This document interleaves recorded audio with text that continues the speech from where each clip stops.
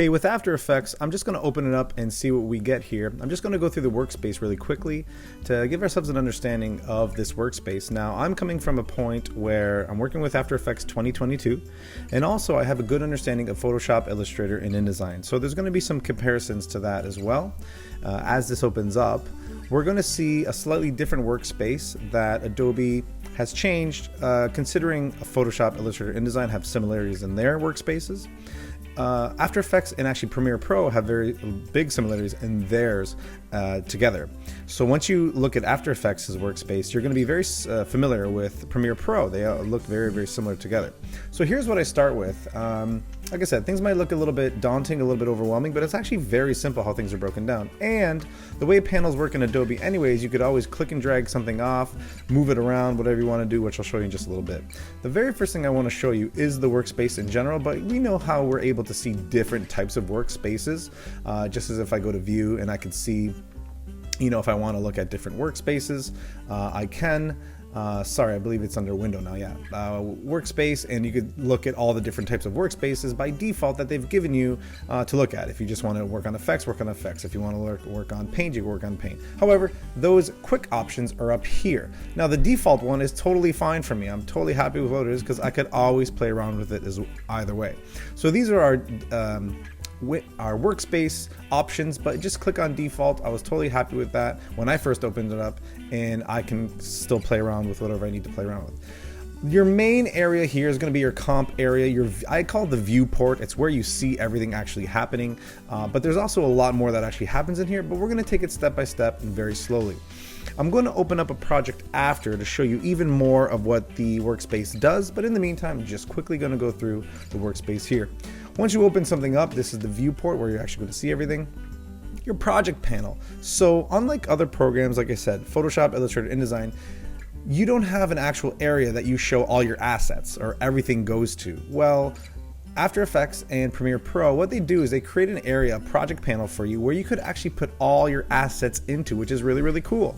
You could put all your audio files, your video files, your image files, absolutely anything. It goes in here. And the good thing about this is that we have to understand, just like InDesign, everything has to be linked. After Effects does not embed anything. It can't, because everything would be too huge. The files are already big enough because they're video files, potentially animation files of what you're making. So you have to make sure everything is linked. So if you make sure that your organized folders that have your audio, video, images, whatever you want, that those are properly organized. That way, when you bring projects in here, assets in, they're properly linked in here as well. We're going to go through that in just a little bit. So our project panel is there, and it's going to have some of its own features there as well, just like the composition panel has some of its own options here as well. Now here is the layer panel. Now this, once again, very similar to Photoshop, but the idea here is now you're going to have layers in this area. It's going to be connected to a timeline. So really we're just adding a timeline feature to each individual layer. And I'm going to go through that once we look at the project. So it has a bunch of options here for the layer we'll look at really quickly. But once you dumb it down to its simplest form, it actually is, the workspace actually works really, really well together.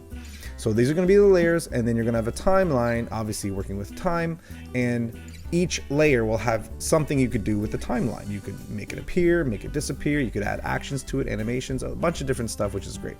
So this whole area realistically is a timeline panel, and this is the layer portion of it, but I will definitely refer to this as the layer portion and the timeline portion. And that's kind of all, because then after here are the panels. Those normal panels that we've seen. If you click on window, and you can open up so many different panels. After Effects has a lot of panels to offer as well, and there are so many actual plugins you could download as well and get even more panels and things like that. But we're looking at the basic version of After Effects, very simple, and you can do so much with just the simplest form of it. So here, just like normal, you have your info, ones that we're going to use quite a bit. I like looking at the preview.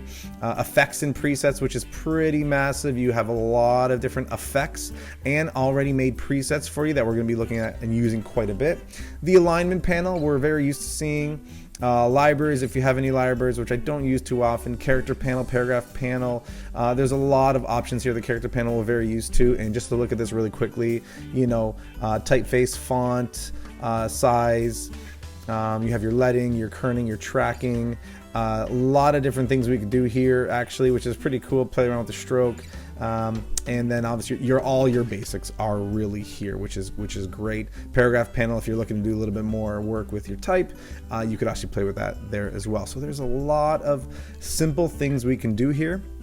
But that mainly is the workspace. And sorry, one last thing here, obviously the tool panel. We have to look at the tool panel, and we'll go through these as well once we look at the project. But mainly you have a lot of similar tools that are in the other programs, but you have a few extras here. These are some camera options that are a little bit different, which we'll definitely look at as well. And then there's a few extra tools here that we're definitely familiar with, the good old-fashioned pen tool, some other tools here that we're familiar with as well. And that's kind of it. So really, if we break it down to the project panel, composition, viewport, effects panel, or all our different other panels, I would call them, our main timeline and layer panel, and then our tools.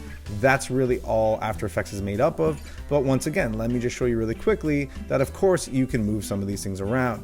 So in the project panel, there's also the effects control panel. Now you can move these around any way you want, but this is a pretty common way to look at it, and it's totally great to work with it. So if I did add an effect or any type of situation here, I can click on it, and when I add that effect, I can now control that effect here, which it goes to the effects control. If ever I want to go back to my project panel, just click on that. That's all we can do. Now if I want to move the effects control panel, I don't like it there.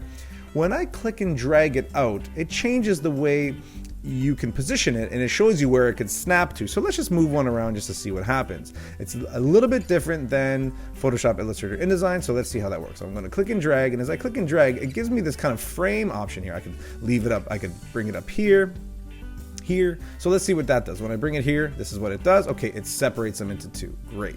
When I bring it over here, I could bring it in the middle, and oh, it attaches to the project panel. Okay. When I bring it to the side, what's that do? Okay, it separates them this way. Effects here, project here. When I bring it over this way, same thing, but it brings it on that side. And let's see what happens when I bring it down. It brings it down. Okay, it just separates them this way and brings it down. Now, the other one was here. If I brought it to the side, what's that do? Ah, okay, makes it a whole huge panel on the side, but still everything gets moved over. Nothing really gets lost. Now here's one thing I noticed that I was a little kind of not too sure, but when I double click on this, because I'm so used to Photoshop, Illustrator, and InDesign, if I double click on something, usually what happens, it rolls up, it kind of collapses. Well, not now. If you double click on any word of the name of the panel, it will actually go full screen and you can work with it, and that's great. You're like, well, how do I get back? Really easily, just double click again and it brings you right back. So I'm going to bring effects right back in here. I'm going to throw it in the middle, and now they're together again. So that's really how you could work around this. Like, say you're not happy with, you want your, let's say you use effects quite a bit, you want just to separate it. You could bring it in here, you could bring it in here, you can kind of bring it anywhere, or you can kind of bring it off. So if I am going to shrink my main window here, and I'm just going to bring it off, and now it's just separated, and there it is. It's on its own, and if I want to move things around, doesn't move with it. It's just a separate panel that I'll open and close, and almost use it the way, for me, I would use Photoshop, Illustrator, and InDesign, just these separate floating panels, which I really like. Okay, I want to bring it back. I could always bring it back, and there it is right again. Now, the options here, you do have your drop downs as well, where you can click your drop down, close panel, undock panel, close other panels and groups. So there are these options here, but obviously you can just move them around, and it's pretty simple to work with. But there, like I said, there are options here. And if you go to your window workspace, you can obviously create your own, reset default, save changes to this workspace, save as a new workspace. So if you start opening certain new panels and closing certain other ones, and you just really like the way it's set up, that's great. Window, workspace, and save it as a new workspace, call it whatever you want, and there you go. Now we're going to get into creating or looking at what an actual project that has been made, what it does with all these panels now active and ready to go and help us work on our project. All right, now what I'm going to do is I'm going to open up a project that I've already made in After Effects. But the first thing I want to look at is actually how did I organize and structure the files and folders of that particular project in its on the computer. And what I did first, I labeled it as its own project. And then I have certain layers that I think are important to save them as. Just like I do other projects, and I always organize my files and folders in a very specific way, because if I'm linking something, I don't want to break the link. I always want them in a very certain spot. So what I do, I'm going to make an AEP file, which is an After Effects project file, which is the file extension of any After Effects project you work on. So here's my After Effects project right here that I've worked on. Great.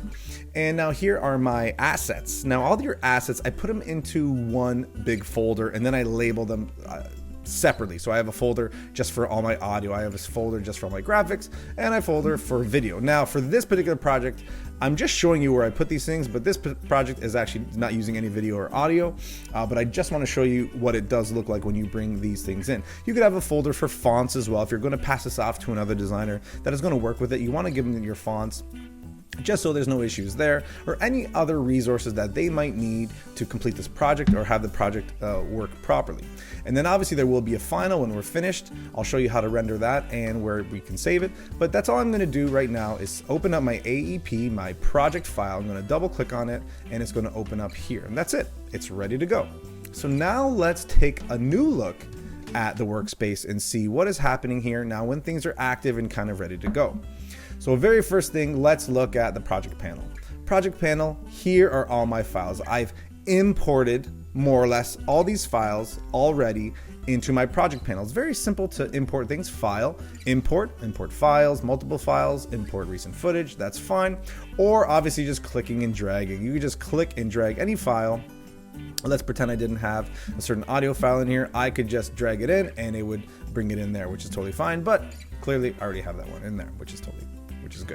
So what I did, which is still ideal to do, very, very important, is organizing yourself. I'm a huge fan of organizing yourself. Believe me, it saves you tons of time and frustration and everything. Not only do I organize my files and folders on my computer, but you're going to need to organize a few extra things. Your project panel, you need to organize all your assets and everything. Your audio files, put them in an audio folder. Your graphics files, put them in a graphics folder, and even separate them from there. I have an AI, I have PSD, maybe I downloaded some graphics from online and they're for a specific part of it. Maybe I would label them there too. You could just open graphics and put everything in graphics, but if you're working on some pretty extensive large projects, you might actually want to break them down to keep it even simpler so you know where things are. You could always make a new folder just create a new folder and then drag it anywhere you want. I want to bring the PSD out here, drag the PSDs out now. If I want to put it back into something, just click and drag on top. Very, very simple to work with the file structure here. Solids are something that After Effects makes for you. If you ever create a solid layer, a null object or an adjustment layer, it makes its own solid folder for you and just puts them in there. If you want to move them around after, move them around after, but for now, everything's there for you. And obviously a video layer, you can put all your video folder, you can put all your video folders in there, which is great. The other thing we do have to discuss that we aren't really familiar with, if you've never touched After Effects before, are comps. Now, mainly what you're looking at is a large project. This is the entire project right now, and this is it.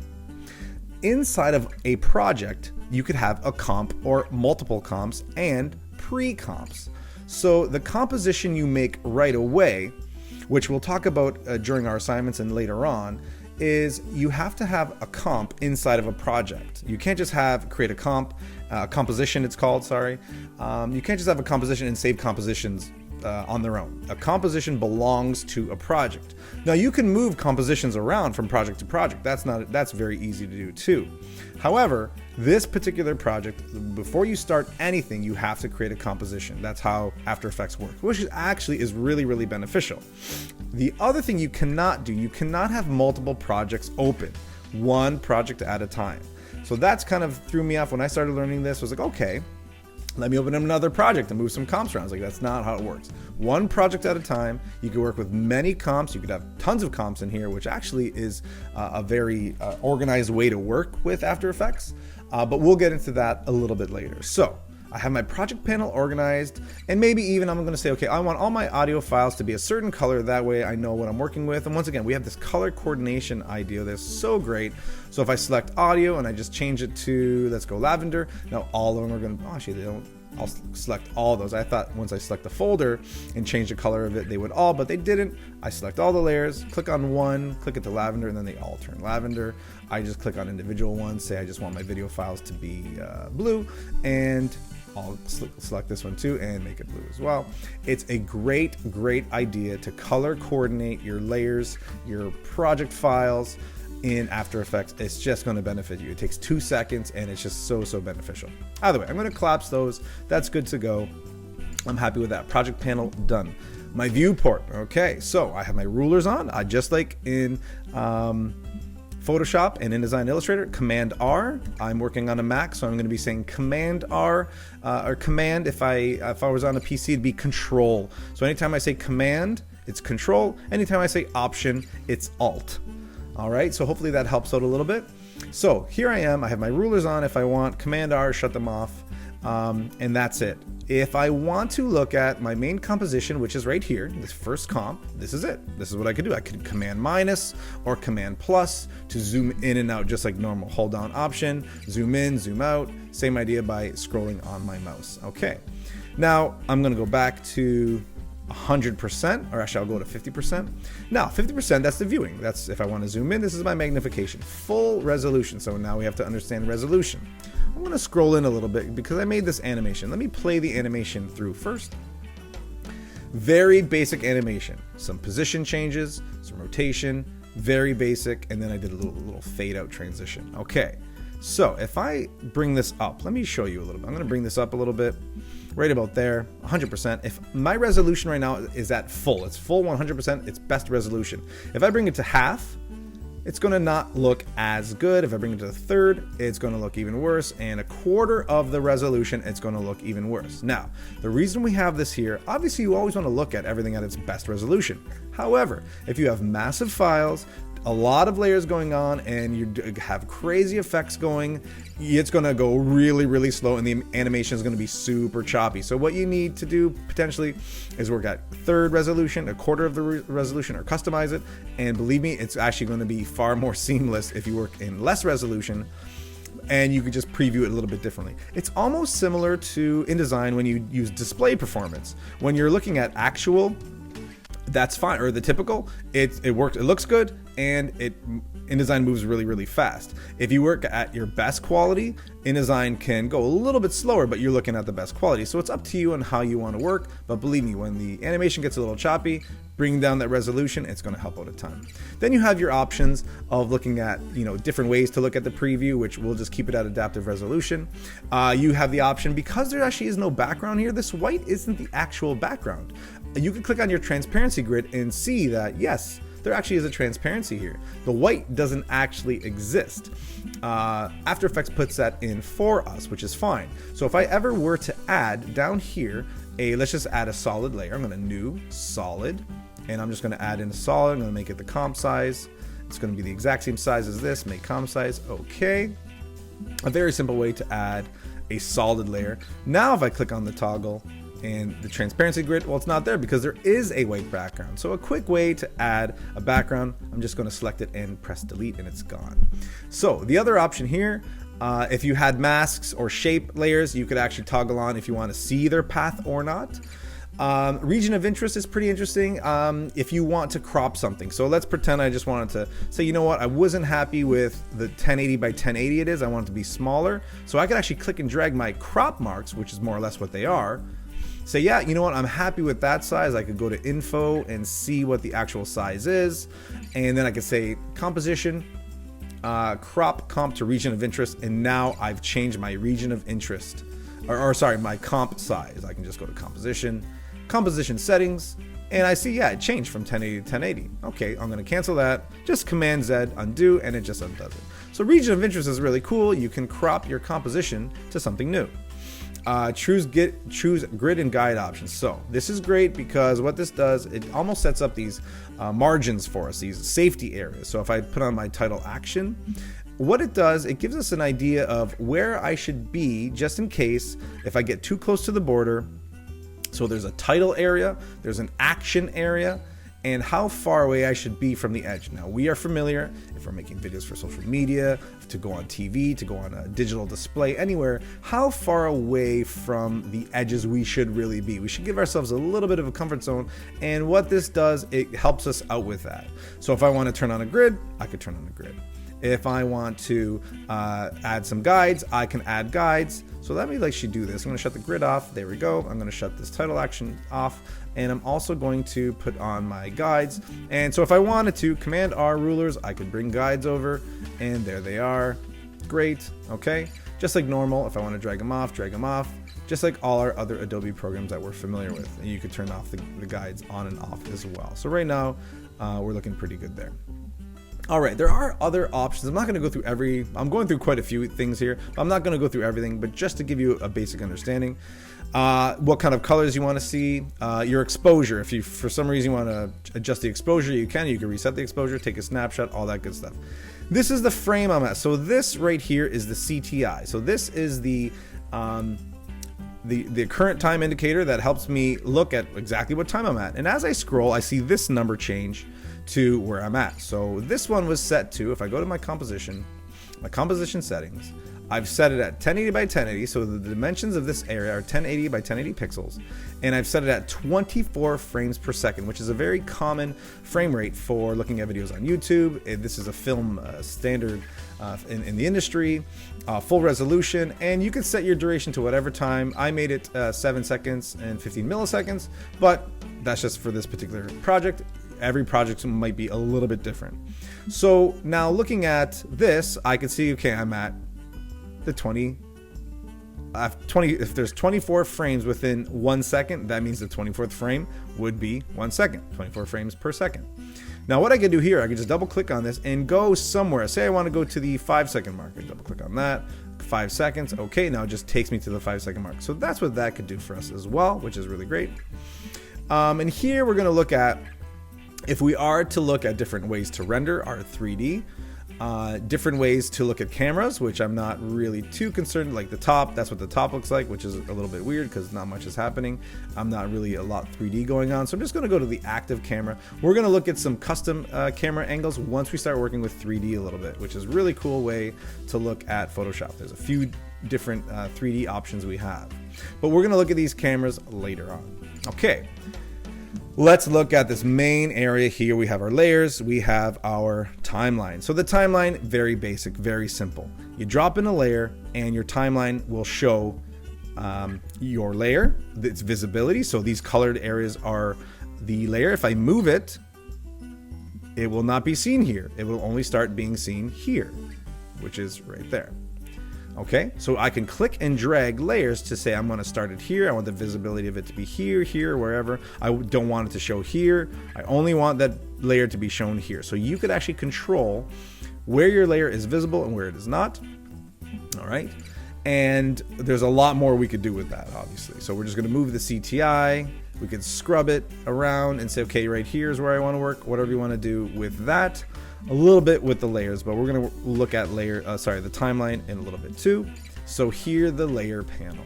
Layer panel, there seems like there's a lot going on, which there is.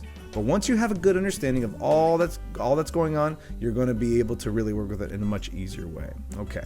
So right now I have my main comp open, my super service logo. So I'm working on a logo that I created for a friend of mine, great place, super service. And I made a little animation for him. We're going to put on social media. So there's a super service comp right there. And this is the one I'm working on. Super service logo, that's what it is. And inside this composition are all these layers and this animation. This is one comp that's doing all this. Great. Now let's look at the layers. I have a bunch of Illustrator layers. They're all the AIs. I didn't bring in TIFFs or JPEGs or PNGs or anything like that. I brought in the actual AI file, which is going to give it its best quality.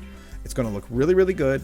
And it's great. So I'm definitely like working with AIs or straight PSDs or anything like that. And it handles them really well in terms of their size and their quality. So first off, we have this idea where we have our visibility. Okay, I say I'm over here. I can see my full composition here, or my full visibility. If I don't want to show something, I shut it off. Very simply. Now, audio files, I currently don't have any audio files here, but if I wanted the audio off, I would click it off. If I want it back on, I'd click it back on. This one's pretty cool, and I like this because if I just want to focus on this blue shape here and maybe play around with it, I can go to this layer, which is actually called, solo, hides all non-solo video. So I would just click on this, and it only shows me that. It shuts everything else off temporarily. Click it back, and it just shows me everything. I could obviously lock some layers, great. The different color, I could color coordinate my layers. Say I want all my graphic layers to be a certain color. And once again, they're all gonna be, oh, okay, great. And it even change it on the timeline, which is fantastic. It helps me out there. I'm gonna go through these. So to name something on your project panel or here, it's a little bit different than in Photoshop, Illustrator, and InDesign. Normally, if you click on it and you click a little bit longer, or whatever, you'll be able to change it. That's not how it works in After Effects. What you have to do in After Effects is press enter. You press enter, and then you could change the name of it. Or right click and rename. So click on something, press enter, you can change it. You can change the layer name or go to the source name. So the source name would be over here. So it's up to you. So that's why it's always important to label all your layers, which is a really, really great way to do that. And you could obviously always restructure your layers too. So if I want to click and drag a layer up, move it up. And once again, if something's below it, that means it's below it. Visibly, it'll be below it as well here. So if I stack things on top of each other, the thing at the bottom is the furthest away from the viewer. The thing at the layer at the top is the closest to the viewer. The shy guy here, this one's a little bit interesting, that if I only want certain layers to be visible, I could click on the shy guy. Say I don't want this layer visible or that layer visible. I'll click on the shy guy here, hide all layers for which the shy switch is set, and then it just shows me all the ones that the shy guy is showing. If I want them all back, I just click on it again. You might use that. It might be very useful when you have a ton of layers and a lot going on, but in the meantime, normally I think it works pretty good. We would need it in a situation like this. Here we have a continuously rasterize. So this actually works really, really well for our vector files, which remember, After Effects is not a vector program. It's a digital display. So we're talking about light, we're talking about RGB, and we're talking about rasterized. So if I zoom into everything, remember these are AIs, but once I bring them in, they become rasterized, okay? So this one allows me to continuously rasterize it, meaning don't have to worry too much about scaling it up really big or scaling it down. It's going to maintain its good vector quality, which is really, really important. I'm just going to put that on there as well. Now this one's a little interesting, which kind of goes hand in hand with that rasterization or keeping it the vector quality, is this way to look at the quality of it. So if I look at this one right here, the orange, I zoom in a little bit, and what it does, it's giving me the best way to look at it. Now this is, I believe this is bilinear, bicubic, and draft. So right now this is the best version. Then it goes to a slightly less version, which you can't really tell with these, and then it goes to like a draft version, which would probably make it move a little bit faster, but it's kind of not necessary. Either way, this is what that quality would do, but now that you know that, you probably really wouldn't have to worry about that too much. Effects. So you can see effects isn't a part of every single one. Effects only apply to layers that have adjustment layers or something like that, where there's a different effect on it where I can shut the effect off or keep it on. You're going to see that option available with only certain layers that will offer effects. These image layers will not offer that. But you'll see as you go which ones do. And here's another one, this frame blending. Well, that only works for video layers. Right now it doesn't work because I don't have any video layers open. So you'll see how that works, where it blends frames together on videos that might need a little bit of help putting some frames together, like inserting or interpolating frames in between certain clips, which is kind of an interesting way to look at it. Motion blur. So motion blur is a really, really simple way to look at it, really easy way to add blur. So I'm going to shut off the motion blur of everything here. Just going to click it off, which over here controls, this is like the master motion blur, and these are individual. I want the motion blur on each of these layers. I could actually just shut it off there or turn them all on, doesn't matter. It's back on again. So I'm going to shut the motion blur off, and let's look at this and what this does. With motion blur off, it looks like this, which is fine. With motion blur on, hopefully you can tell the difference. It blurs the motion a little bit better, so it kind of looks a little bit better to the eye when it comes in and things are moving around a lot. Especially with faster motion, it really works as well too. Our good old adjustment layer friend. So if this is an adjustment layer, so adjustments have been added to it. So if I shut it off, it would shut the adjustment off. Mainly, I can add adjustments and I can control their visibility here.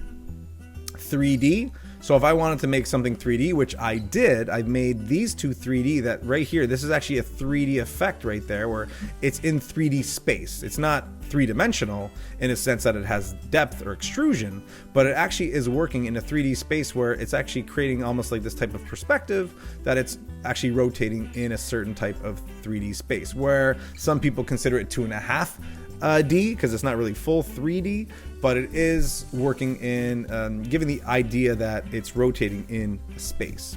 So that's where this 3D effect comes in, and once you add a 3D, you're actually able to now work with the Z axis and work with that, which is really, really cool here too. The pick whip just allows you to quickly pick things that it's going to be connected to, which we'll get to later on, because you have your parent, which a parent and link, which is really cool, which is if this is doing something specifically, say this layer is moving around a certain way, and I have 5 other layers that I want to do that exact same motion, I would just parent those other layers to this layer. Say this layer is going to move here and here, but I have 5 other objects that also I want to do the same thing. Well, I'm going to parent those other objects to that layer so they all do the same thing together. It's actually a really great tool, which I almost wish some other programs had too, but we're going to get into that later on. And then our modes, we have different modes of blending modes, right? So, but there's a lot more blending modes here than our normal Photoshop, Illustrator, InDesign. We have a few different options here that we're also going to get into. But once again, if I want to overlay something, normal blending modes, we've talked about that, you know, each individual layer could have a blending mode, or you could make an adjustment layer with an overall blending mode, which we'll talk about later on too. Our track mats is kind of like masking. It's like masking something, but being able to move the mask around. And there's a lot of options here with the track mat as well we could talk about later. So here's our master look at our shy guy, our frame blending, our motion, blur, and then our graph editor, which we're going to talk about later on too. This allows us to control animations in a certain way, which is really, really great.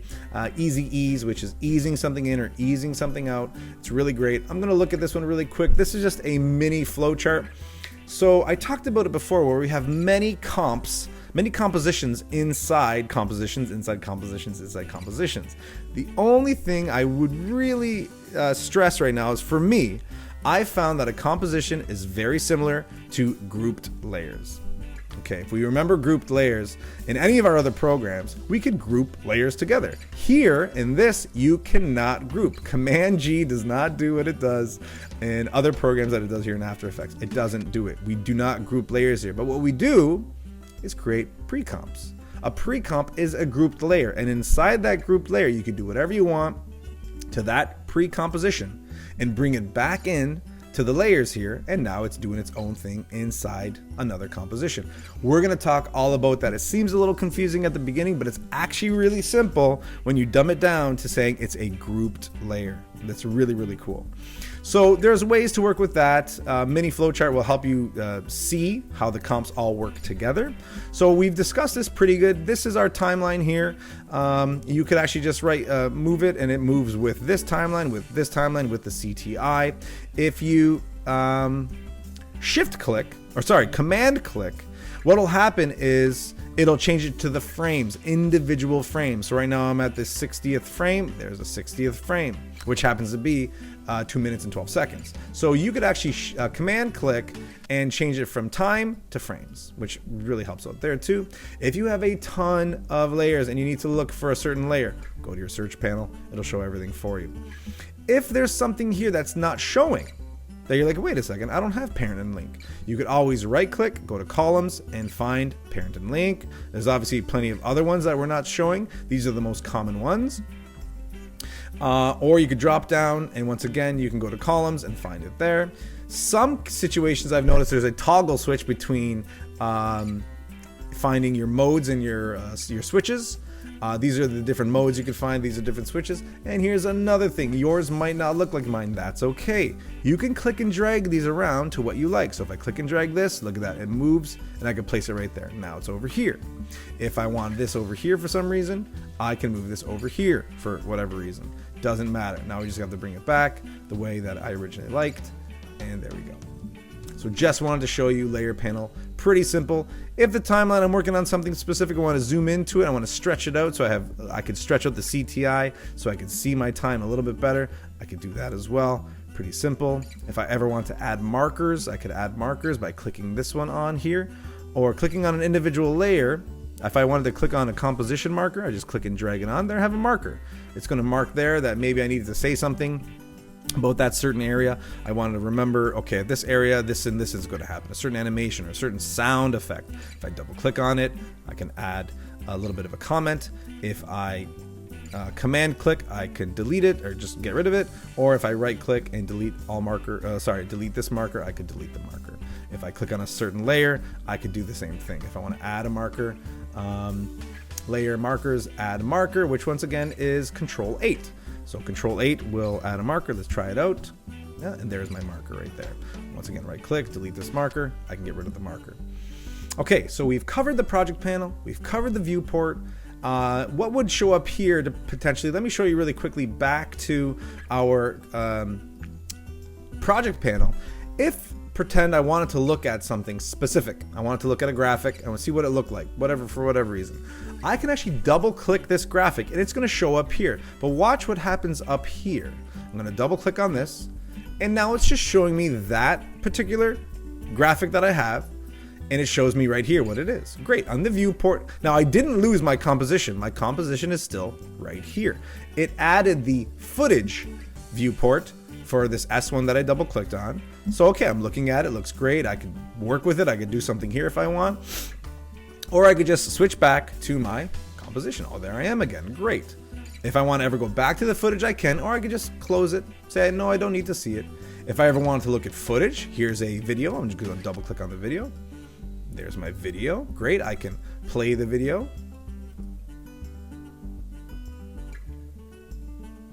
Sorry, it's going, there we go. This is the video. Looks great, I like it. If I wanted to cut something or look at something specific, I can do that here. Just to get an idea of what the video is, great. I'm happy with it. I can close it. I can just go back to my composition, whatever it is. So you know what? I'm just gonna go back to my composition, and there we are, okay? So you can double click on anything here. Now, if I'm able to go to some of my panels. So if I look at my info panel I talked about, my audio panel, I can control audio levels here. But once we start playing with audio, my preview panel, I kind of like this to play if I wanted to play, but you can use spacebar to play. Just click on spacebar and it will play for you. If I want to go to the very beginning or go to the very end, I could do that as well. There's a few different options here. The only thing I don't love is that if I click on one of these, another one closes. I would like to say I want a line open and character open at the same time. I'm probably gonna have to move these panels around, which is okay. So I have my character panel, which we talked about, paragraph panel, pretty familiar with. Effects and presets. I just want to talk about this really quickly. There are so many different effects here by default that After Effects gives you. So many different things you could do. However, there are also tons of plugins you could buy, you could download for free to add here, and they're just going to add in even more effects that you could do. So just to quickly look at one effect, just to show you. I'm going to say, let's pretend I have this. I'm going to bring my CTI just so you can see it. I'm going to zoom in a little bit just to show you. I'm going to add an effect to this orange one here, which happens to be S1. So I'm going to bring in a color correction. I click on color correction. Oh, it opens up more. And I'm going to look at, say, hue and saturation. So what I'm going to do, what I can do, a few different ways to activate it. I can double click on it and it will automatically, because this is already selected, it'll add it to it. I could also just click and drag it and bring it on. But watch what happens up here when I do that, the effects control. So I'm going to click on hue and saturation, click and drag it either on the timeline or on the actual layer. Now look, project is still there, but it's just not active right now. Effects control is active and it gives me all the options I want here. All right, so I could play around with a few different things. I could play around with my saturation. So see how this color now is getting unsaturated, desaturated, same value, but just desaturated. Or I could change around the lightness if I want to be darker or lighter. Okay, so this is an effect. And that's all. It's very simple, very basic. There's tons of different effects you could play around with and see how they do. And the great thing is too, you could usually animate all your effects as well, which is really, really cool. Now the one thing I'm going to get into now, I'm not going to go through too many effects. There are so many different ones. You can play around with audio, blur and sharpen. This is rotoscoping, helping out with rotoscoping. You can play around with color corrections, distortion. I'm just going through some of the ones I've dealt with. Generating things, noise and grain, simulating. You can stylize, do things with text, and you have a bunch of animation presets, which you could use here as well. They're preset animations that are already made for you. Just click and drag them in and change them around a little bit, and they're really, really great. And some great transitions too. So what I want to show you now is not only can you do all these great things with effects, but now the whole idea of animating. Animating in After Effects, making motion graphics, the idea of motion. How do we do that? Well, how did I make all these animations anyways? Very simply. First of all, I'm going to get rid of this effect, because this effect is actually driving me a little nutty. So that's all I have to do. If I actually want to keep the effect, but I don't want, I maybe bring it back later, I can just shut it off by clicking on the effects here. Great. Or right here, there's an effect, right? Remember I said the box will show up if there's effects on it. So there's an effect and I want to get rid of it. For now, I didn't delete it. I just kind of shut it off. I could do that. So there I go, turn it on, turn it back off. Right now I'm going to shut it off. If I want to get rid of it completely, click on the name, press delete, it's gone, and obviously that effect box leaves as well. But look at this. I'm going to bring it back really quickly, because what happened was all these little arrows here, which I never discussed yet. I have all these little arrows. Every layer you have that you bring onto this will have a little arrow. The arrow is a drop down. Drop down that arrow. Now I have options to play around and animate any little thing that I want in this. So look at here. I have my transform. Your transform is your most basic one. It gives you 5 options, but because this is 3D, I'm going to simplify this for you. I'm going to shut all these off right now. I'm going to start over, start fresh. I'm going to do something. So my animation is fine. I shut everything off. It's still there, but I just made everything invisible at the moment. I'm going to create a new, because I need to talk about the tools too. I'm going to create a shape layer. I'm just going to grab an ellipse tool, and I'm just going to click and drag. Hold down Option, hold down Shift. Well, Option doesn't do anything here. Option does not allow you, holding down Option will not allow you to drag it from the center anymore. That's a different thing in After Effects, but that's okay. I'm just going to click and drag, and there I am. I have a circle. Now the circle doesn't look right. Obviously, here are my options. My fill is off and my stroke is white on a white background. Obviously, I understand why I can't see it. So the stroke is there. That's my path. My path is there. Remember, if I want to shut off the visibility of the bounding box or the path, I can, but I want to see it. So I'm going to click on my stroke. Let's pretend I don't want a stroke. So I'm going to click on this area. Well, there's no option to shut the stroke off. I could change the color of it. That's great. But I don't want a stroke on this. Well, how do I do that? Well, you click on the word stroke, and then it gets rid of it. Do I want a stroke? None. A solid color, a linear gradient, a radial gradient. Blending modes, a lot of options here. So right now I say, no, I don't want a stroke. Great. I want a fill. So I'll click on that, change the color. There's my fill. But I could also click on the word fill, and then I have some fill options. No fill, a gradient, radial gradient, but I don't want all that stuff. Let's just say I have that. Great. So very basic. If once again I collapse this shape layer, I'm going to open up the shape layer, and it has contents. So this is all the contents inside the shape layer. Great.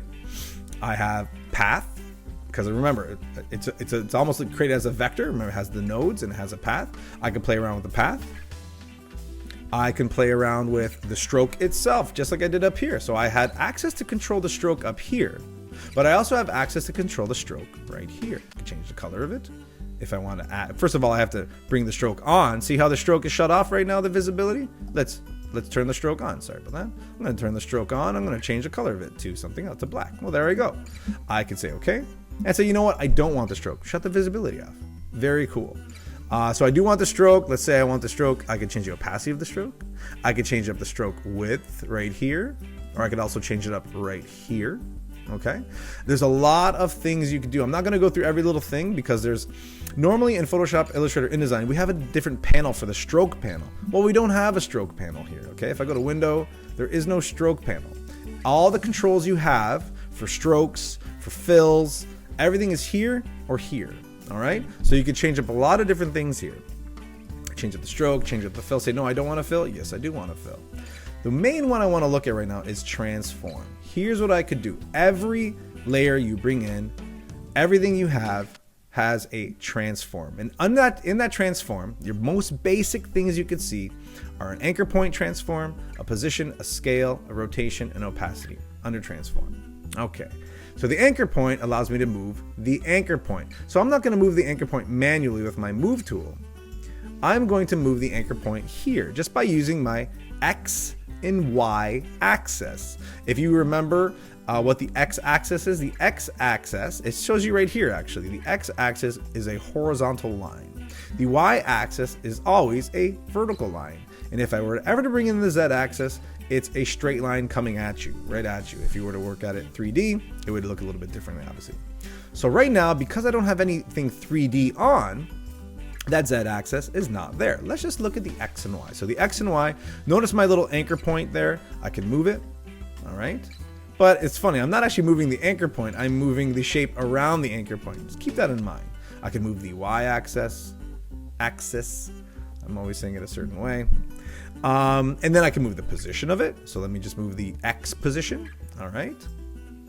I can move the Y position just by scrubbing. I'm just clicking and scrubbing, but I could also just click on the number and say, 300. Type it in, press enter, done. So not only can you scrub it, and if you hold down shift, it scrubs much quicker. It goes up larger increments.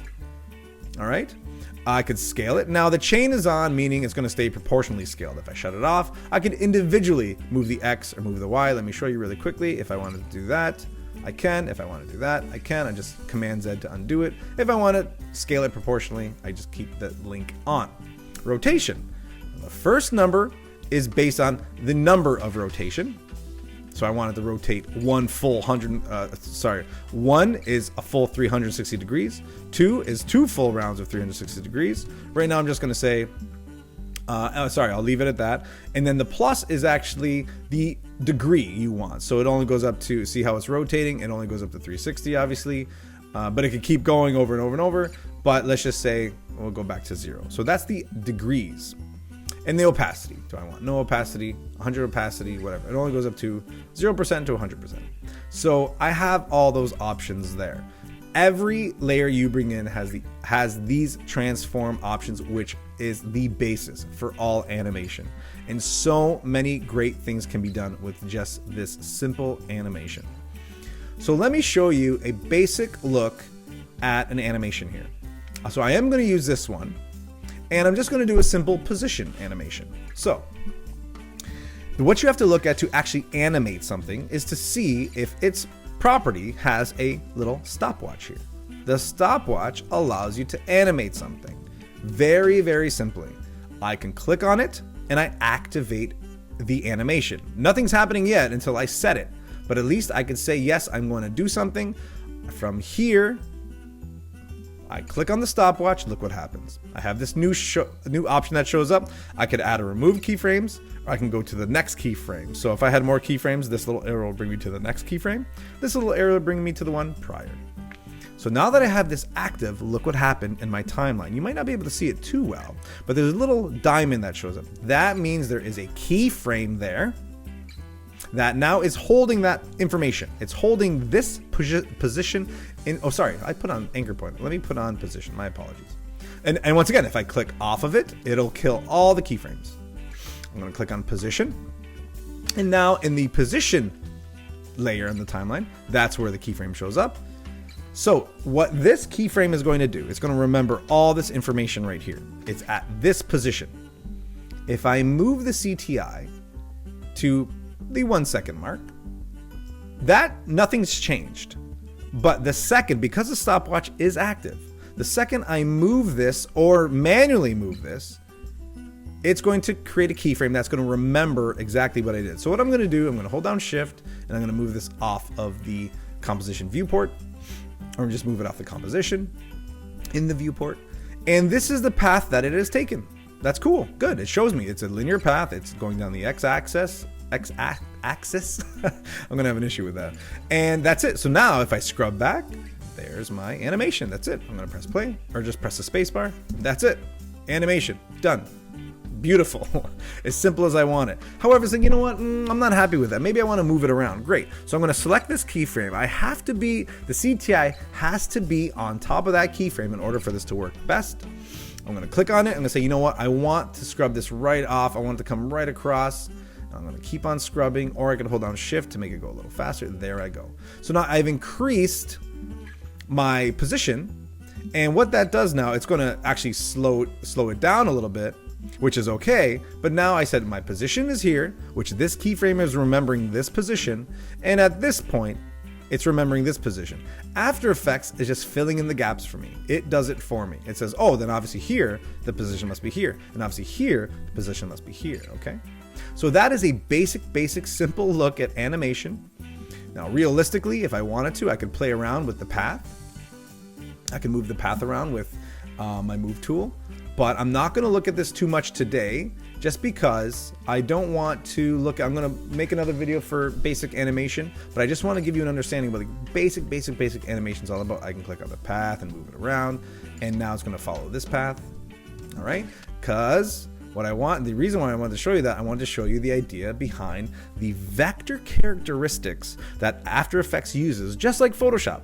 Photoshop is a raster program, but it uses vector characteristics, which happens to be the path, the points, and the control arms, right?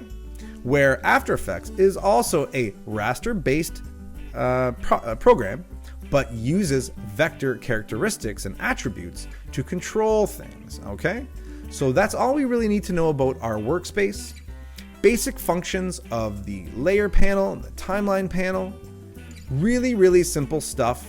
Looking at the project panel and really organizing ourselves. This is very simple stuff, but once we add more to it, you're going to become very familiar with all the workspace and everything that can be done in After Effects, and we're going to really take this to another level. Sorry, before I go too far, I just wanted to mention the tool panel. Let me go through the tool panel really quickly too. The hand tool, once again, you can click on the hand tool, or once you're in the viewport, press spacebar, and there we go. Well, you said, wait, if I press spacebar down here, it plays the timeline. If I press the spacebar in here, it moves this. Keep in mind, there's a blue line around this. That means the viewport is active right now. If I click here, look, the blue line is around here. This is active right now. So different keyboard shortcuts are going to do different things depending on the panel that's selected. Keep that in mind. That's very important. So if I have this panel selected, I press the spacebar, it plays the CTI for me. If I click on the viewport of the composition, if I press the spacebar, it turns it into a hand tool. It's not playing this right now. So keep in mind that once you have your certain panel selected, that's what's active, that's what's happening right now, okay? So once again, hand tool, magnification, I already talked about, command minus, command plus. You really don't need these two tools because we're more familiar with the keyboard shortcuts. These are camera tools that we're going to look at later when we start playing around with the camera, how we can actually orbit around something, pan something, or dolly something, which is great. The rotation tool, good to have the rotation tool. So if I wanted to move this, now I brought it over here. I'm actually creating a new keyframe, which I didn't really mean to do, but that's fine. If I want to rotate, I can rotate. But that's not my intention because I could also rotate it right here. So if I actually rotate this, look what happens. It's actually changing that number down there too in the layer panel. But once again, we could always rotate this way or that way. This one is interesting because it's actually named the pan behind tool, but it's also actually the anchor point tool. So if I wanted to change the anchor point, I click here and I can move the anchor point of that particular shape. I can move its anchor point here, however I want to move it. Now I'm holding down Option and it's allowing me to move it in a slightly different way, which is great. If I hold down Shift, it moves it in a 90 degree, 0 degree way. It'll go from each point, all right, and make it work that way as well. So holding down Command offers that option. Holding down Option offers me this. So there's a lot of different ways to work with the anchor point tool. And it's very important to know where the anchor point is on certain objects because it's going to change the way things get actually animated. So it's a good idea to know how to move those. The ellipse tool, I just showed you how to do that. It's just a shape tool. You can make a rectangle tool, round a rectangle, ellipse, polygon, and star tool, which is great. The pen tool, normal pen tool. I'm just going to click off of this. Right now, click on nothing.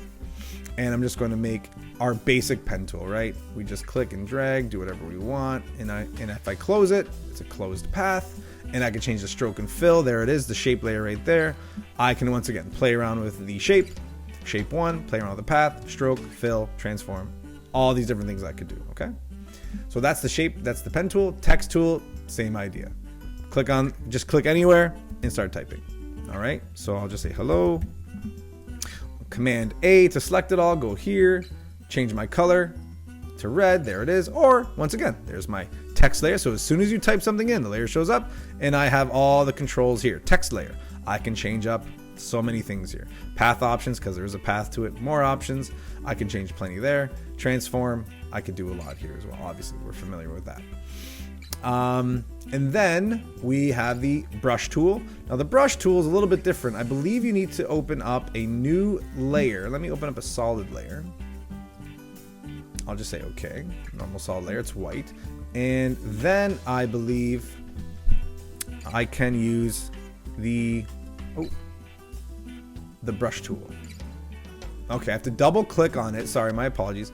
Double click on the solid layer I made and just start painting. I'm sure there's another way to do it, but either way, this is the way I'm just showing you really quickly right now. And we could paint, and that's all good. If I go back to my comp right here, because it opened up that solid layer, which I did some paintbrush on, go back to my comp, it's there. Once again, I can shut it off, turn it on, I can animate it, whatever I want to do. Right now I'm going to delete that because it's hard to look at. Okay, so my clone stamp tool, we're familiar with that, how we could select one area, select a target area, and then paint that area somewhere else. The eraser tool I never really used, but I assume I can actually erase some things, but I assume it's not the same. I have to use it the same as the brush tool, just like the clone stamp tool, that I have to create a solid layer and then use these tools inside its own composition, or inside its own area there, just like if you double click on it. The roto brush tool is used for rotoscoping, which we're going to talk about later. Puppet position pin tool, different thing altogether, which we might get into a little bit later. And that's kind of it. Those are all your tools. There's not too many tools there, just like we would see in Photoshop or Illustrator. There's tons of tools there. Here, basic tools, but we're not building a lot here, really. If we really think about it, we're creating a lot of motion. You can build a lot here, shape layers and text and pen tool, of course. But you could also bring in a lot of layers. And that's the whole idea behind importing. So if I wanted to import something I normally didn't have, once again, I can go here. Let's pretend that this audio wasn't here. I'm just going to click on it and delete it. Yes, I want to delete it. And I'm just going to click and drag and say this swoosh, and I'll click and drag and bring it in. And that's it. There it is. Once again, new folder. I'm going to click on swoosh, or sorry, audio, and that's my audio folder, and I'm going to put all my audio that pertains to this particular project right in my audio folder. Click and drag it in, and there it is. Nice and simple, all right? So this is the workspace in a nutshell, going over it pretty extensively with a project open. So now we have a good understanding of all the different things we could do with all the panels, hopefully simplify it for you. But we're going to get into some more intricate things and detailed things that we could do with animation. But for now, this is the basics of After Effects.